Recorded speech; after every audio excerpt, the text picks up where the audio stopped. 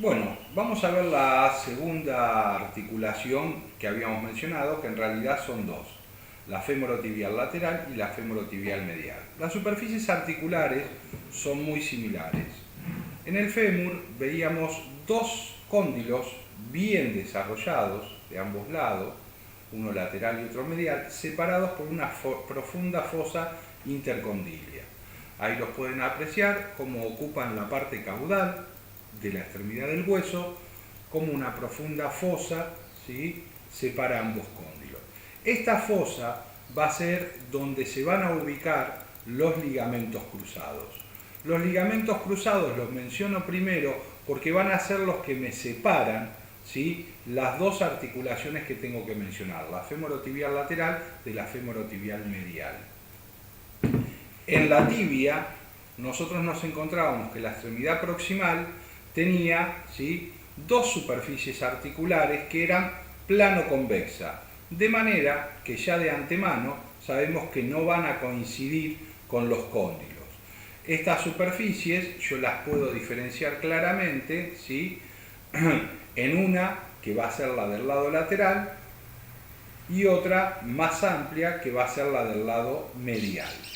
Entre ambas, recuerden que hay una eminencia intercondilia, porque estos son cóndilos los de la tibia, ¿sí?, que tiene por delante y por detrás fosas. Esas fosas son para fijación ligamentosa. Cuando nosotros vamos a estudiar la articulación femorotibial, lo primero que tenemos que analizar es que para que las superficies coapten perfectamente, voy a tener que disponer de unos fibrocartílagos intraarticulares que son los meniscos. Estos meniscos que yo tengo acá, ustedes los pueden ver, ¿sí?, tienen forma claramente semilunar. Están fijos tanto por delante como por detrás de lo que sería la espina tibial. Y lo otro que voy a observar es que son muy espesos en sus partes excéntricas, ¿sí?, en el borde excéntrico, el borde de afuera, y son muy delgados en lo que sería la parte interna. De manera que me permiten que el fémur coapte con la tibia mucho más fácilmente. Por supuesto, las superficies, ¿sí?, proximal de los meniscos va a ser una superficie que va a estar en forma bien cóncava para recibir los cóndilos del fémur. Mientras que la superficie tibial del menisco es una superficie más bien plana. De manera de que estos meniscos, ¿sí?, van a estar dándole a esta articulación las características de adaptación o coaptación de las superficies articulares que a primera instancia no nos parecía que podían articular. Por supuesto, en los movimientos los meniscos van a tener que hacer un desplazamiento. Depende si es extensión o flexión de la articulación, el menisco ligeramente va hacia adelante o ligeramente va hacia atrás. ¿Cómo complementamos esta articulación? Primero, sabiendo de que son dos articulaciones separadas, una del lado medial, que sería esta, y otra del lado lateral, que sería esta, ¿sí? Estas van a tener cada una cápsula.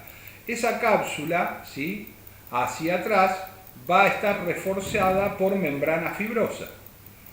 Esta membrana fibrosa es común a las dos, va desde lo que sería el contorno articular, un poquito por arriba de los cóndilos, y se prolonga hasta el borde caudal de la tibia. Y presenta un engrosamiento fibroso en el medio que es bastante visible en el preparado en fresco.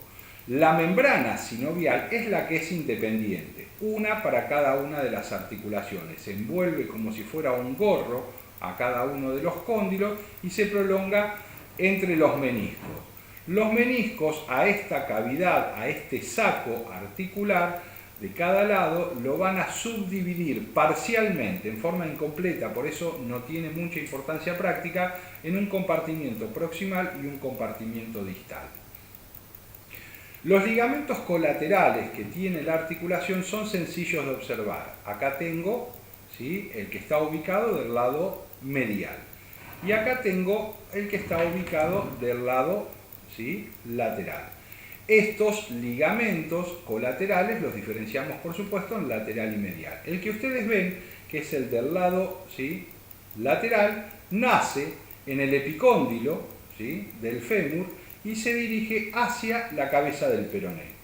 Mientras que el del lado medial también nace en el epicóndilo del fémur, ahí lo veo, y se prolonga hacia la extremidad proximal de la tibia.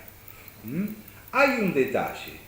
Si ustedes observan el del lado medial, ¿sí?, que es este que está acá, obsérvenlo, entre el menisco, eso que yo aprieto ahí, entre el menisco y el ligamento va a pasar el tendón de origen del músculo popliteo. Entonces, el menisco no toma contacto con el ligamento. Sin embargo, desde el lado, ¿sí?, medial, yo veo que el ligamento está directamente en contacto con la superficie del menisco, como se puede ver ahí, ¿no? Vamos a usar esto para tratar de ubicarlo. Ahora, ahí. ¿Ven? Ligamento por afuera, menisco por adentro. De manera que tenemos esa pequeña diferencia y tenemos un detalle para el músculo popliteo, ¿sí? Su tendón de origen está metido dentro de la articulación, por lo tanto es un tendón intraarticular. Nos quedan los ligamentos que más difícil les resulta de comprender, son los ligamentos cruzados. ¿Cómo se cruzan? Se cruzan en X en este sentido, ¿sí? Por lo tanto va a haber uno que es craneal, uno que es caudal y uno que es craneal. Vamos a verlos en un preparado, para lo cual cortamos la articulación. Acá pueden ver en este preparado, ¿sí?, qué es lo que se hizo. Lo que se hizo fue lo siguiente: la rótula permanece acá, es esto que yo puedo desplazar. Acá van a estar observando parte del cuerpo y la extremidad distal del fémur seccionada. Veo uno de los meniscos, que sería el menisco del lado medial, y acá adentro, ¿sí?, vamos a ver si lo podemos ver bien, vamos a doblar esto, aparecen, ¿sí?, la luz no es buena, aparecen dos ligamentos, me voy a aproximar, aparecen dos ligamentos, uno acá, que se ve, y otro que no se alcanza a ver un poquito más adelante. Esos ligamentos son los ligamentos cruzados, que van desde lo que sería la fosa intercondilia del fémur hasta lo que sería la eminencia de la tibia. Se fijan en rugosidades que están en la eminencia intercondilia que tiene la tibia. Y ya les digo, se cruzan en este sentido.